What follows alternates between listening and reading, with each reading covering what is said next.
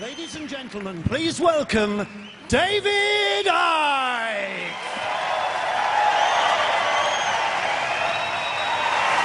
Thank you. Thank you. Thank you. Thank you very much. Oh, thank you. Well, I'm coming on all emotional. Thanks very much. Yeah, it's been a heck of a journey, and my God, there's still a long way to go yet. I ain't finished yet, the old guy. And thanks for coming to Wembley. First time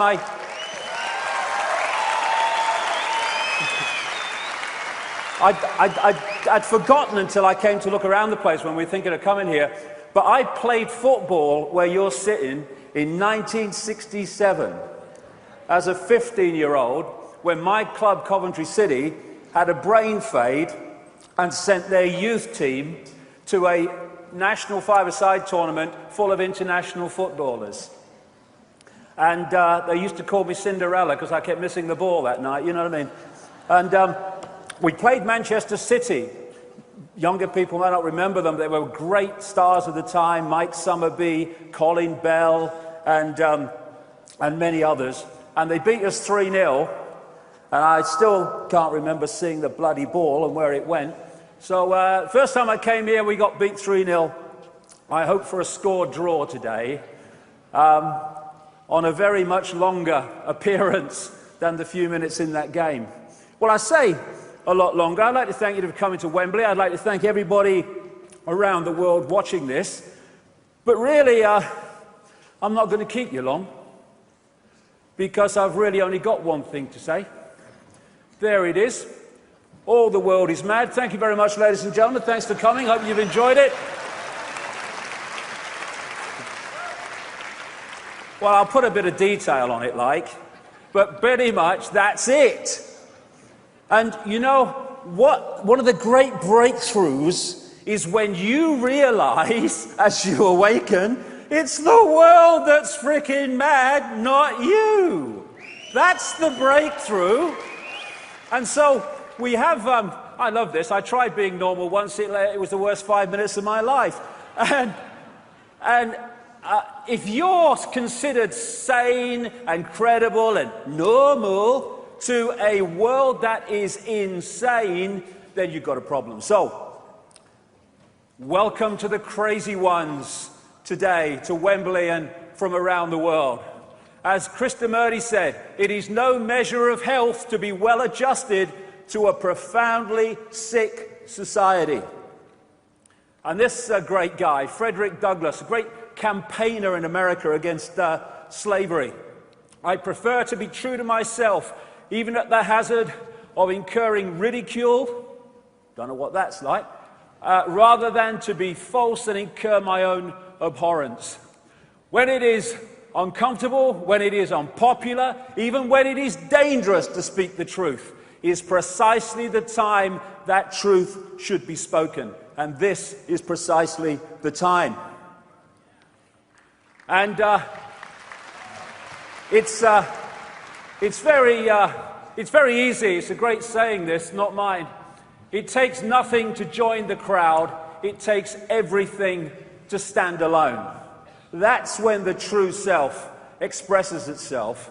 And standing alone also in a world of clinical insanity. When crazy is the new norm. And if you're not crazy to the system, then you are not playing the game of the system. And it takes some standing up with all the tidal wave of pressure to conform. And that's an image you're going to see quite a lot of. Because this world is mad because it's run by crazy people. Not only people as we would perceive human people, it is run by crazy other kinds of people in other kinds of dimensions. And what you have is these crazies, this force of crazy, which is operating behind the scenes where no one sees it, and anyone mentions it, you're mad. They don't exist. And putting up front, out in the world that we see, are more bloody crazies. We call these people politicians, for instance. Crazy people who think that pepper bombing cities of civilians is protecting them from violence. Did I miss something? There's Hillary, another one of them, another crazy, wants to kill everybody and maim and slaughter. And then, these are some crazies. These are the people that lend us money that doesn't exist and charge us interest on it. But who's crazier than them? We stand for it! Enough! Enough of standing for the crazies!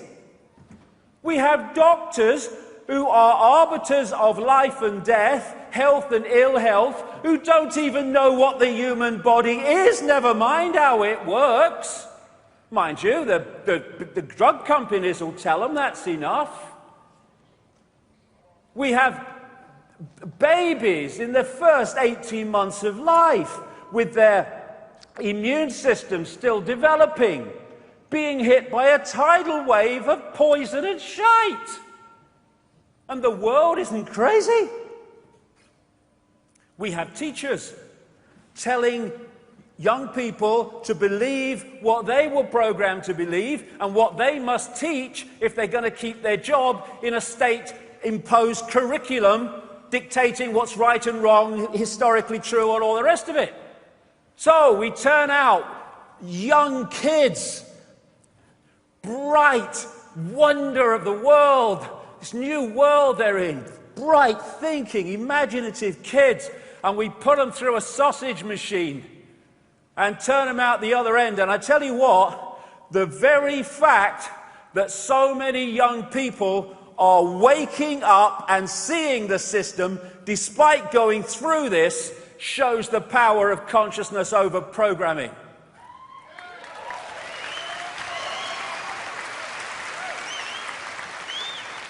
And then we have religions. Everyone to their own, but I personally think it's crazy within the greatness and infinity of forever to believe that all you need to know is between the covers of one book written by who knows when, in who knows what circumstances, and changed and manipulated by who knows who in the time between then and now. I think that's just a bit crazy.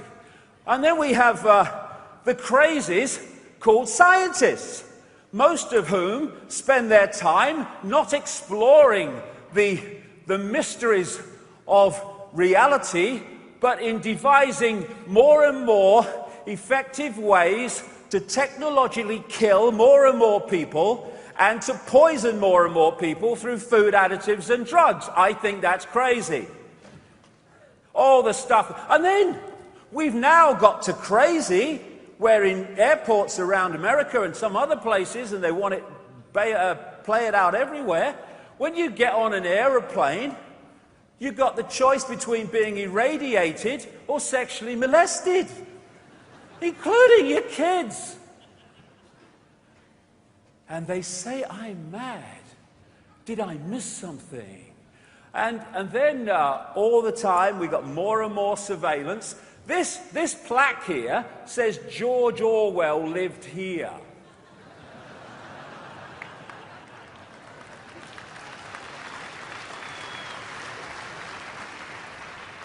And now, do you see that story the other week? More than 200 schools in Britain have got surveillance cameras in the frigging toilets and changing rooms. The world, crazy is just not the word. Have you come across these Intelli streets? They're now introducing them. Intelli streets. They have not only the ability to bark out orders to you through the technology involved, but they can not only listen into your conversations in the street, they can record the buggers.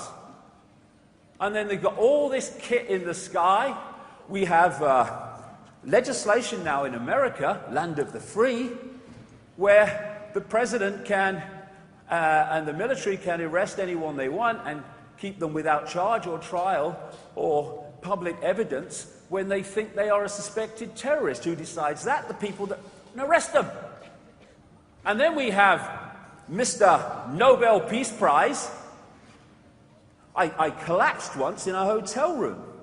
And I woke up, I wondered what the hell was going on, and I got my kind of mind together, and I thought, what happened? And I thought, well, the telly was on in the news, and the last thing I remember hearing on the news was Barack Obama's won the Nobel Peace Prize, and then it all went bloody black.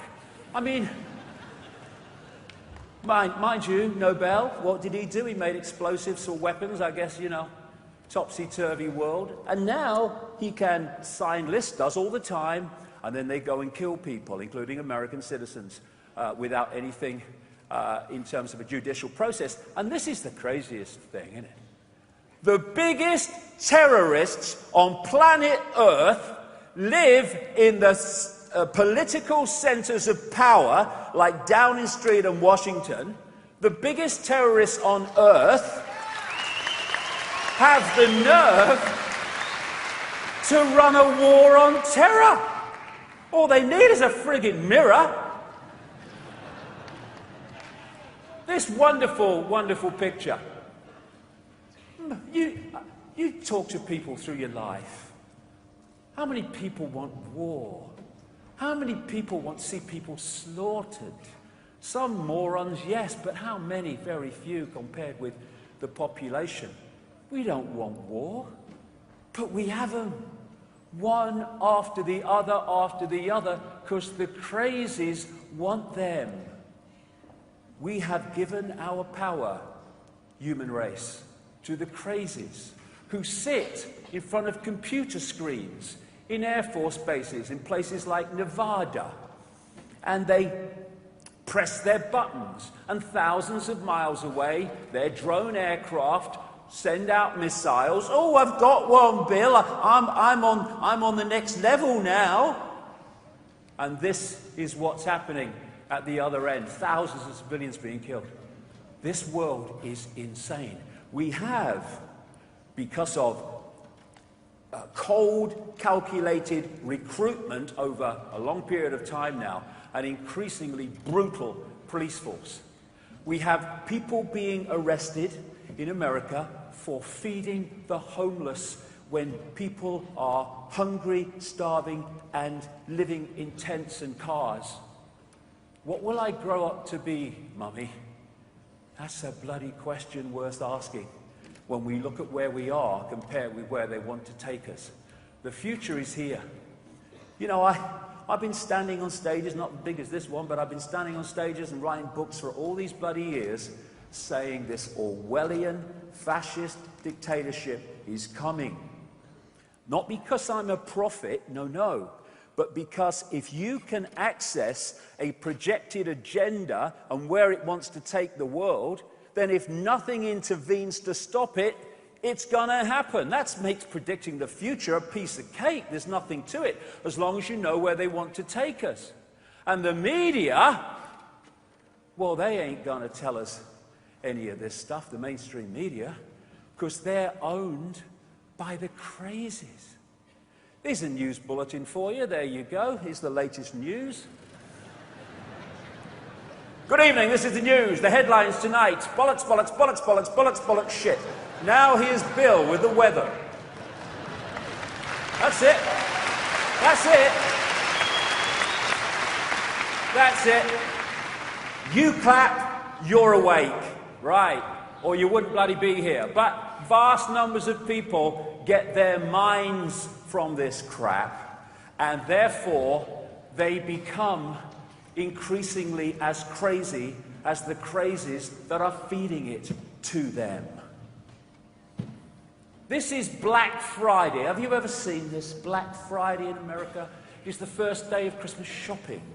What they do to get it going is they put all these little lost leaders with things, you know, very, very cheap, and they open the stores about 4 a.m. in the morning, and there are thousands of people all lining up in the dead of night to get to get this bargain. Oh, I must have that lemon squeezer, 80 cents out of my way or I shoot.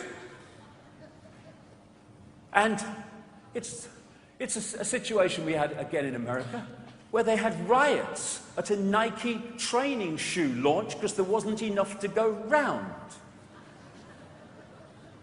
And a few people can't control the world. It's a piece of cake. Not only in America, look at it in Britain. iPhone 5, Q hysteria in London. Work, buy, consume, die. Work, buy, consume, die. That's the program they want us to believe in.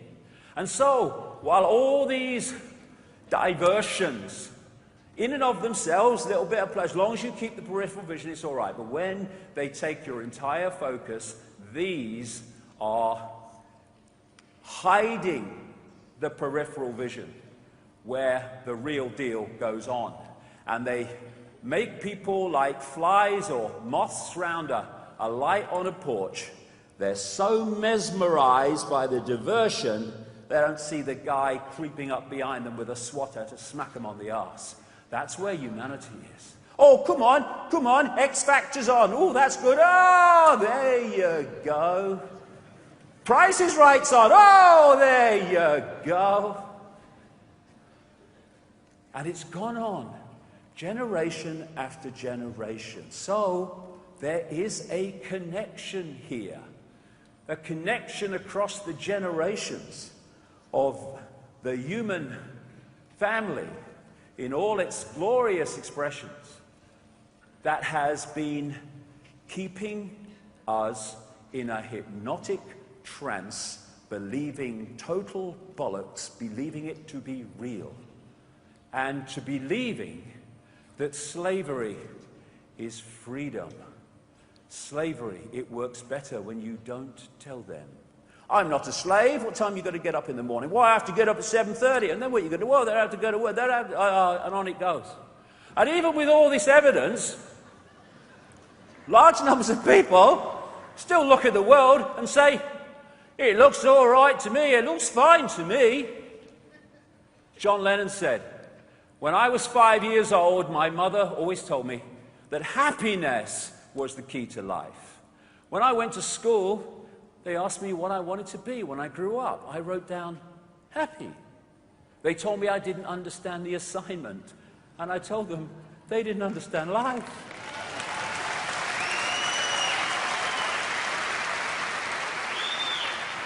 And then there was that famous quote, that great quote, when Lennon was talking about the world, funnily enough, being run by insane people. I think our society is run by insane people for insane objectives. And I think that's what I sussed when I was 16 and 12, way down the line. But I expressed it differently all through my life. It's the same thing I'm expressing all the time, but now I can put it into that sentence that I think we're being run by maniacs for maniacal ends, you know.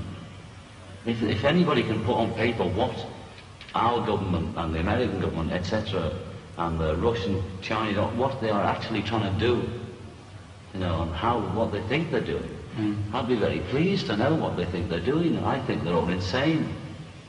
You know, but I'm liable to be put away as insane for expressing that. You know, that's what's insane about it. Yes! And then there's the one word with a question mark that has been my guiding light this last nearly quarter of a century. Why? Not only is the world crazy, not is it run by crazy people, why? Why? To what end? And to understand that, it takes one heck of a lot of work. Because this is not about one subject. As you'll see today, it's why it's going on all day and into the night. It's not about one subject. It's about connecting dots, putting puzzle pieces together that on the face of it have no connection. But put them together and whoa, the picture becomes clear. What the system wants is for us to focus entirely, if they can get away with it, on a dot. This might be your football team, your career, your family. Nothing wrong with them in keeping with lots of other things, but I'm talking about focus. Focus on whatever takes your focus. Endless things do for endless different people. Because when you're focusing on something, you're not seeing the peripheral vision. It's all right focusing on something, but being aware how it connects into the greater picture. But if you're only there, you're a manipulator's party trick, because the manipulation's going on in the peripheral vision you're not seeing. And you can look at dots, society's dots, this banking scam, this a political scam. They're putting this shite in our food and the water. What about them chemtrail things in the sky? What's going on? They're all dots.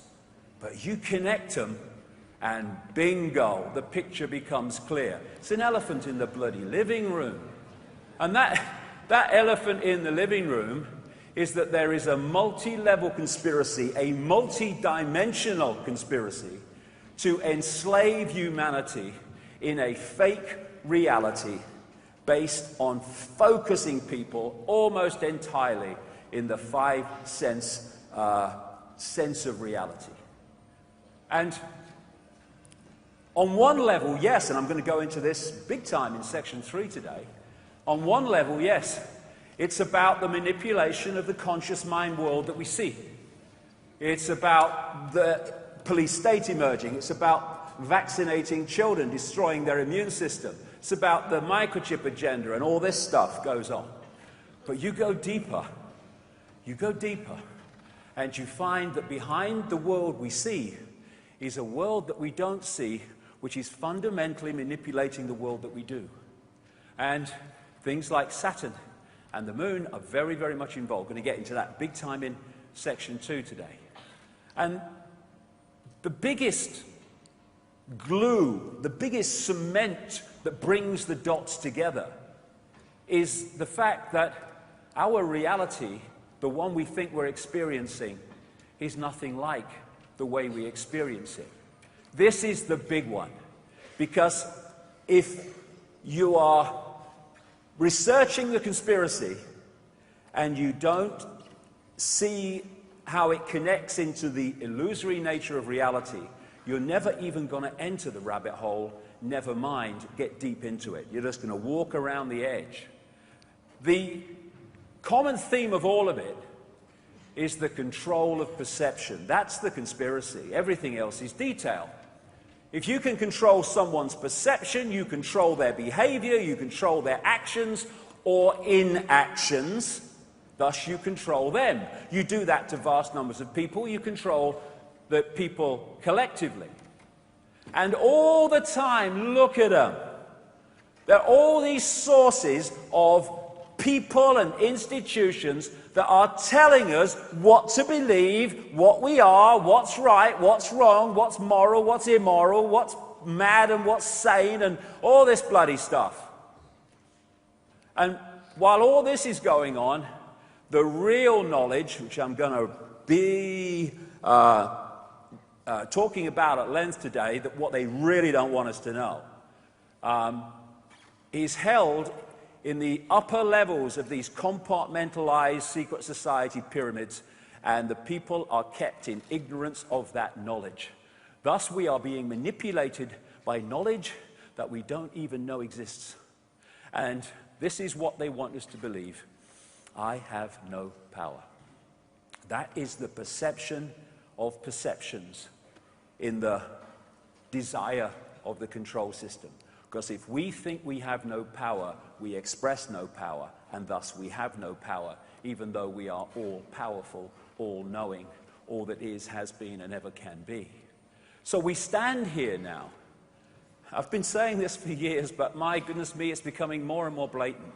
We are standing here now at this fork in the road, and we don't have any longer to make a decision. We can go on as we are, and we'll end up in a global fascist state within 10 to 15 years. Maybe I'm being optimistic, because the more you centralize power and control, the more power you have centrally to control and increase power centrally. So it gets faster and faster and faster. The more power you have, the more power you have to centralize even more. And so that's the question. And basically, this is what today is. The Shit Creek paddle stores. because, you know, there's going to be some challenging information in section 2 and 3. And I hear some people who kind of New Age type people, and they say about people like me, they say, he's negative, shut him up, he's negative. And I think, well, okay, is truth negative or is ignorance negative? Well, truth's positive. Well, so if what I'm putting across has validity, it cannot be negative. Things that are happening and we need to know are happening are not negative, no matter how unpleasant they are. Ignorance of them is negative, because that's how we got into this position. So, you know, if it's negative, can't take it, well, they should, I don't know, go and do something in a lotus position or whatever, do what you like, but forget about this, because this is going to be challenging, much of it. But it is the key to doing something about it once we know it's going on and how it works. So, shit creek, but things are changing. Things are changing. Things are changing. People are starting to wake up and see it on a scale never before. We've seen the Occupy protests, and that's great. People are identifying this 1%. Actually, it's probably 0.1% if you get the real deal. And they're seeing this disparity.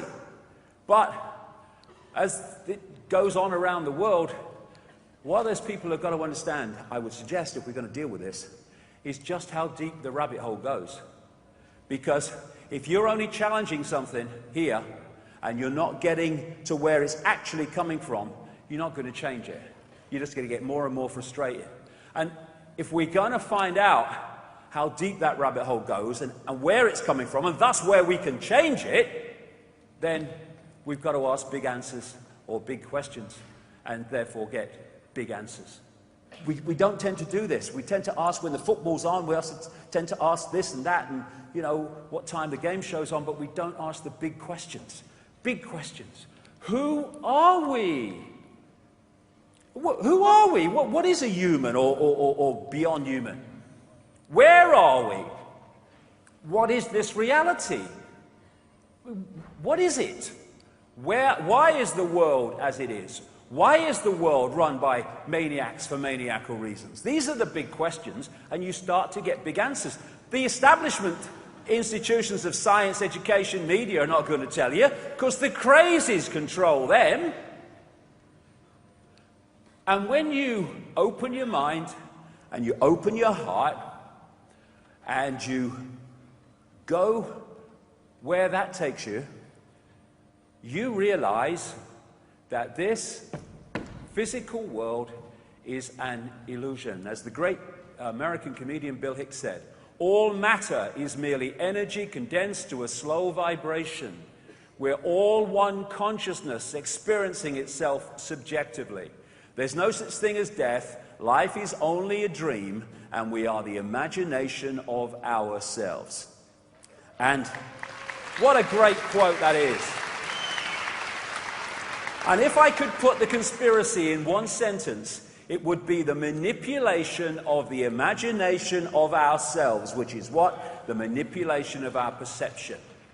And when you realize the illusory nature of the world, you also realize how easy it is to manipulate people to manifest the world that which is manipulated, the perception, wants you to create. I mean, these are just a few kind of tricks that trick the brain into seeing what's not there. I love that line, optical illusions. They're great for throwing off drunk people. And these are all on a flat pavement. There's no three-dimensional nature to them, but the brain is tricked into seeing what isn't there. Same with that. That clearly is not there, but the brain is picking it up that it is. These lines are actually straight, but the brain can't decode it that way, so we don't see them as straight. Some people will see that as a glass, some people will see it as two faces looking at each other. That is on a flat surface. It's not three-dimensional at all, it's just been painted on it in a certain way. So is that. The lady there is also painted on. And it just tricks the mind. So does that. It's so easy. And these are simple examples. Now imagine if you in the deep shadows know how reality works and how we're decoding it, you have the knowledge to manipulate what we decode, believing it's real, much deeper than just these simple illusions. Einstein said reality is an illusion, albeit a persistent one. And after 25 years nearly of researching this in nearly 50 countries and all the rest of it, and I've been saying this for years now, as many people will know, I say that that illusion is persistent because we are living in a virtual reality universe. And it was only this very week that I picked up a paper, and after I've been saying this for years and years and years and years, and found that these physicists say they may have evidence that the universe is a computer simulation. Hallelujah. Keep going, guys, because it bloody well is. And it explains so much about the world that we are experiencing, as I'm going to get to in detail. Now, when you look at, video games and stuff like that, and computer simulation games today, they're getting closer and closer to the reality we're actually experiencing. This is the guy's real face. This is his virtual face. And more, we're having training films and video games that are getting closer and closer to the reality that we're experiencing. Here's this guy. They train bloody parachutists. Hello, sir. I'm just landing in the desert. And it seems so in the best of them, as it seems so when people do it in this one. And people are learning to fly overwhelmingly through their training on simulation technology. Some hospitals are using virtual reality technology to change dressings in burns units because the virtual reality affects the experience, i.e. the experienced reality of the patient, to the point where they don't feel the pain anything like as much. And in these more sophisticated computer virtual reality games, then what are they doing? They're hacking into the five senses. That's what they're doing. Hacking into sight, hacking into touch. And even though they're just technology and information being fed to the mind, they can be incredibly bloody real. This one is incredibly bloody real. And what are they doing? They are hacking in to the five senses, hacking into a system through which we create this reality. The body is what I call a biological computer, and the senses pick up vibrational information, they turn it into electrical information fed to the brain, and the brain then constructs reality based on that information. And all that virtual reality games are doing is hacking into it and feeding different information for the brain to decode into an experienced reality. Now, what if that was happening here in terms of this, which I'll get to in section 2? The reason they can connect the brain to computers and have interaction is because they're connecting two computers, one fantastically more sophisticated than the other, but the principle is the same. The five senses are just a decoding system.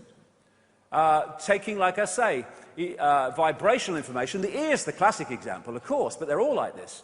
It takes vibrational information, it transfers it as electrical information to the brain, and the brain then decodes the sound. As I'm speaking now, passing between me and everyone else is not words, it's a vibrational information field coming from the vocal cords. The ear picks it up, decodes it into electrical signals to the brain then hears what you're saying. We only hear people when we've decoded what they hear, what we're hearing, and that's why you can hear somebody and hear completely different words and meanings and expressions to what were given, because your decoding system has intervened in that process, maybe because you don't like the person or whatever. The tongue is the same. You take electrical information, you turn it into electrical information to the brain, and then you taste. Oh, that's nice. When this decides that. Same with smell. The same system. Same with touch. You know, some pain relief situations now in hospitals, they stop the message going from the point of the pain to the brain, and if the brain doesn't get that message, it doesn't feel pain. So, I've said many times that this is the stadium on which the human race is controlled. Because if you can control the way this decodes reality from the information it's receiving, then you control that person's perception of self and reality. That's the foundation of it all. Everything else, like I say, is detail. So, in this scene from The Matrix, when Neo said, "This isn't real," and Morpheus said, "What is real?" How do you define real? If you're talking about what you can feel, what you can smell, taste, and see, then real is simply electrical signals interpreted by your brain. Exactly. And what if there were people that understood that and understood how to manipulate the way people's brains interpret that information, what power they would have? That is what is happening. So we have these virtual reality lives we think are real. You know, oh yeah, I've got a nice car, mate. Yeah, I've got a big house. I'm quite good in banking. Oh, me, I'll make it up as I go along, my life. Yeah. Oh, me, my life's falling apart. I'm only just holding it together, mate. You know, we're holding all these bloody virtual lives.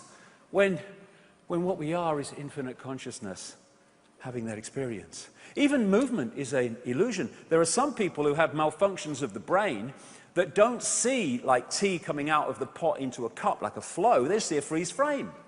And there's the same basic malfunction as people seeing a car in the distance, and the next time they see it, it's just gone past them. They've seen nothing in between.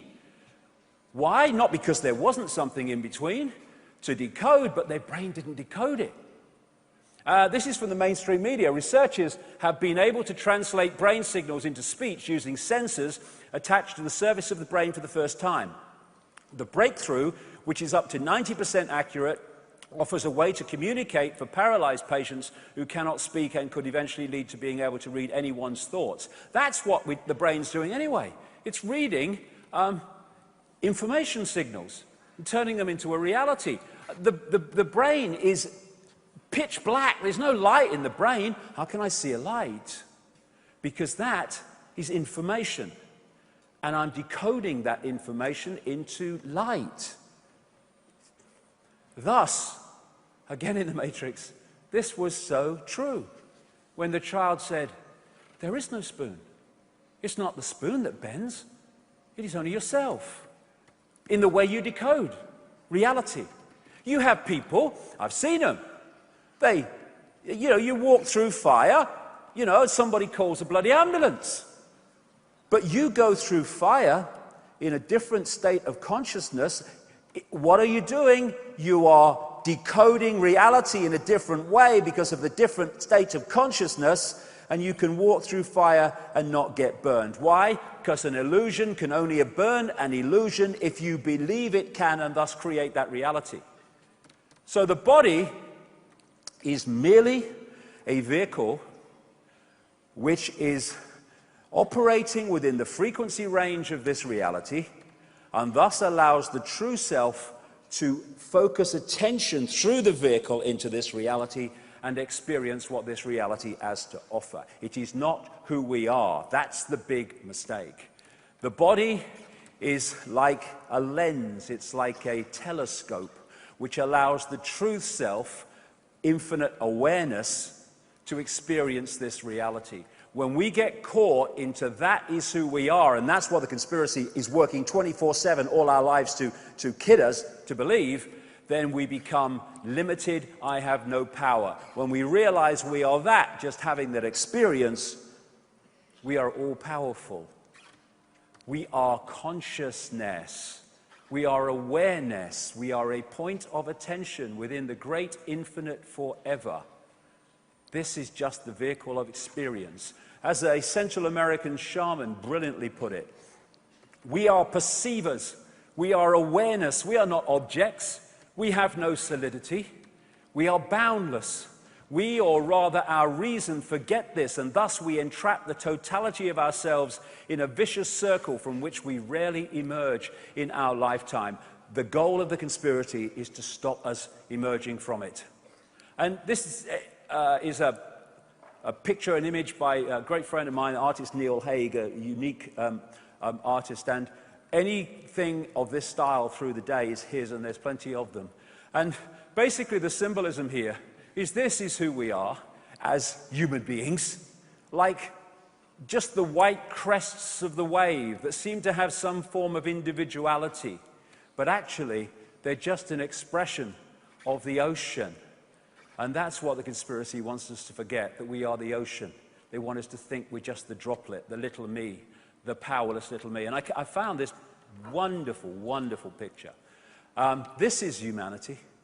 It is just a point of attention within infinite reality. And we can have a point of attention that is, I am Ethel Jones and I work at the store. Or we can have a point of attention that I am infinite consciousness, all that is, has been, and ever can be, having an experience as Ethel at the store. The difference in the way we live our lives from those 2 points of attention is absolutely fantastic. So we talk about subconscious. What is subconscious? It's just that which the conscious mind, tiny, is not consciously aware. In other words, it's everything that isn't the conscious mind. It goes on into infinity. Now, this is an important point because it's going to play out through a lot of this. The foundation of this universe is not this. This is just a projection, a decoded version of it. The foundation of the universe is vibrational waveform information fields, which we decode through the electrical into what is the holographic. I'll get to that. In other words, this world is a reflection of that. This is where it all comes from. We're going deeper in the rabbit hole now. Even colors are frequencies, waveform frequencies. It's all they are. Everything in this reality is a waveform frequency. And so this is what I call the metaphysical universe. This is the waveform construct in all its forms. And we're decoding it through into what appears to be a solid world. It's actually illusory solid, holographic. And not only are we decoding this, we are also posting information onto this by our thoughts, responses, and actions. It's a two-way thing. It's like the cosmic internet, as I'll get to. So when Plato, ancient Greek philosopher, and Socrates and all that stuff around that time, Aristotle, Plato talked about the illusion of the world being shadows on the walls of a cave, which people took to be real, when it was just a projection of something else. All that time ago, spot on. And therefore, this waveform information becomes this only when it comes through this. Not just the brain either, the whole genetic structure is part of the decoding system. So this does not exist out there. There is no out there. There is only in here. And in here, which I'll really get to. And it's the same with the internet. There's no internet out there to a computer. It's within the computer's decoding process that it exists. And thus, the crazies want to, and have up to this point, not least because humanity has not understood what's going on because it's not told, they have sought to intervene into this process to dictate what emerges and manifests as our experienced sense of reality. In other words, humanity is under mass hypnosis. But you know, isn't it funny? We use these phrases and we use these words and we throw them away. They have such profound meaning. People say, I woke up and I could suddenly see it. Yes, woke up from the hypnotic trance. That's exactly what it is. And these are the hypnotists. And most of them, vast majority, are also hypnotized in a trance, hypnotized to hypnotize other people into the trance. They're called journalists, and whatever Bill O'Reilly is, I don't know who he is, or what he is anyway, on Fox News in America. And, you know, all these politicians, doctors, and all these people, teachers and schools and academics, they are hypnotizing people with a version of reality, most of them unknowingly. And this is where all this comes from. All these sources of, you must believe this is credible, this is not credible, are all hypnotic implants into the mind. And we live in what I call the wireless cosmos. And this is why we literally don't see it. Nowadays, of course, you've got the wireless internet. The Wembley Arena's probably, I'm sure, got the wireless internet. Okay, where the bloody hell is it? It's here. I could get this computer here, and I could log it in, and in the middle of this stage, with no wires attached to it, I could log into a worldwide reality, a collective reality that can be picked up in South Africa, America, Britain, in Russia, everywhere that it's available. And that's what we are doing through the body computer. We are picking up information from the cosmic internet, as I call it, and we are decoding it into a experienced reality. And what we decode from it and what we don't decode from it is dictated by the way our decoding system works, and that is immensely dictated by our sense of perception. So what is the internet? Well, people say, well, it's graphics and it's words and it's pictures on a screen. Well, yes, it is, but only on the screen. Everywhere else, it's electrical circuits and all this stuff. Okay, what's TV? Well, it's moving pictures on a screen. Yes, it is, but only on the screen. Everywhere else, it's electronic circuits, it's digital stuff these days, or it's the old frequency, analog stuff that's still around. That's what most of it is. Only on the screen is it that. Well, only on our screen is this. Any other time, it's a vast information construct. And because we're all decoding the basic same construct, that's why we see the same lights. That's why we see the same blue car passing. But what we think of that car, whether we like it or don't like it, or all the rest of it, is our unique spin on that collective virtual reality game that we're experiencing. Now, I make the strong difference between what I call body-mind. This is so important to the conspiracy as we go through the day. What I call body-mind and what I call consciousness. Body-mind to me is the body and the lower auric field mind that operates in this reality, basically. And this consciousness is the greater self operating beyond this reality, with therefore a very different view of this world from its perspective of attention. And of course, if you were on the internet and your consciousness, symbolically the guy with the keyboard and the mouse, had control of the computer, well, that's great, because you're deciding what websites you go to, you're deciding whether you like them or whether you don't like them, you're making all the decisions. But what if this became detached from that, and that went away on its own, making its own decisions, deciding where it's going to go and what it thinks of it? Suddenly this is banging the keyboard and tapping the mouse, nothing happening. And that's what the conspiracy is about. It's isolating body-mind, that which is having the experience, from the greater self. That's why we live in a society that's entirely about attracting and controlling and hijacking the attention of the five senses. And, of course, everything is one. We'll get into this. Everything is one. But that one has multiple infinite possibilities and expressions. Thus, mind and consciousness are of the same substance, but they're not in the same state of perception and awareness. Consciousness can be symbolized as the ocean, and Mind, still the same as the ocean, in water in this symbolic case, but it's much denser, much more limited in its ability to perceive.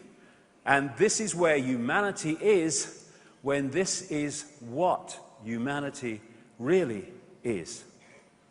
This guy, Ramana Maharshi, he left home. I don't recommend it, but if you fancy it. He left home at 14. He went to a mountain called Arunachala in India, and he meditated for much of the rest of his life. And in those deep states of meditation, he came to this conclusion. Mind is consciousness which is put on limitations. You are originally unlimited and perfect. Later you take on limitations and become the mind. The conspiracy must have us become the mind. Otherwise we're uncontrollable. Einstein, a human being is part of the whole called by us universe, a part limited in time and space. He experiences himself, his thoughts and feeling, as something separated from the rest, a kind of optical delusion of his consciousness. Consciousness sees everything as one. Mind sees everything as apart from everything else. Where do you want people to be in terms of their point of attention if you want people in constant conflict, warfare, and divide and rule? Certainly not that. So, as I said, it's a great image by Neil Haig. I asked him to do it because I've had this picture in my mind for years of symbolically our situation in experiencing this reality. This is the true self, and this is the five-sense self that is basically looking into this reality and decoding it. And our focus of attention can be purely here, in which case we'll read the Sun or the National Enquirer and believe the dates, and, oh no, it's real, mate, it's all real. Or we can have our point of attention going deep into the greater self, in which case we will see this in a totally different way. So, what is the universe? It is information. And that's the construct from which it comes. And information is in everything because everything is information. This is a man called Dr. Emoto. I spent a whole weekend with him once in London and had a long, long chat with him about his work. And he became well known in his field because what he does is he takes little canisters of water, for instance, and he'll write words on them and stick them to the side of the canister. Or he'll put a mobile phone on them, maybe. And then he freezes them. I've been to his studio laboratory in Tokyo and seen how it does, where he does it. And he freezes it very, very quickly. And then he photographs the water crystals from the water before they melt. This is a water crystal that had love and appreciation written on the side. This is a water crystal that had "You make me sick, I want to kill you" written on the side. You want to see what they look like when a mobile phone's been on the side. Now, what is happening here?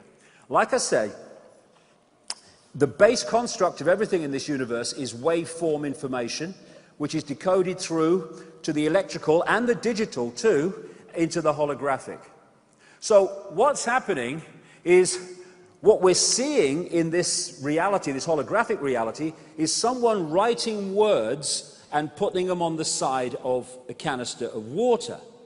But if you go back here to the foundation of everything, those words in their foundation state, written or spoken, are in vibrational information. Now, the words of love and appreciation are a harmonious vibrational information state. So when they impact upon the vibrational state of the water, it's geometrically beautiful because it's harmonious.